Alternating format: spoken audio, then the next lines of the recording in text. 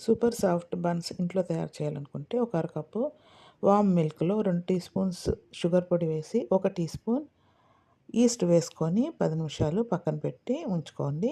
అలాగే ఇంకో పెద్ద గిన్నెలో 1 కప్పు మైదా వేసి అందులో ఒక 2 చిటికెల సాల్ట్ వేసుకొని అలాగే మనం ఈస్ట్ మిల్క్ మిశ్రమం వేసేసి 2 స్పూన్లు బటర్ కూడా వేసి ఒక 10 నిమిషాలు బాగా ఇట్లాగా నీట్ చేయాలి.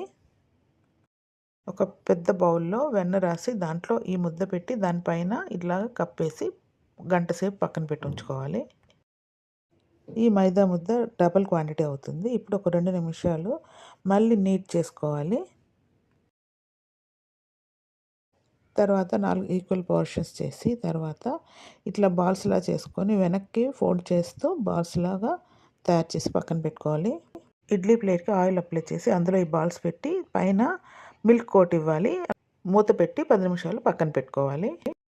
అలాగే కడాయి పెట్టుకొని అందులో స్టాండ్ పెట్టి 10 నిమిషాలు మూత పెట్టి ప్రీహీట్ చేసి ఉంచుకోవాలి. ఇప్పుడు ఇడ్లీ స్టాండ్‌ని ఈ కడాయిలో పెట్టి 30-40 నిమిషాలు బేక్ చేసుకోవాలి. బేక్ చేసిన తర్వాత వేడి మీదే వెన్న రాసుకొని మళ్ళీ మూత పెట్టి 10 నిమిషాలు పక్కన పెట్టుకోవాలి.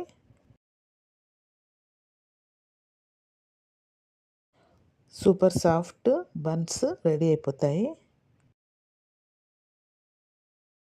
ఈజీగా సాఫ్ట్ బన్స్ ఇంట్లోనే తయారైపోయాయి.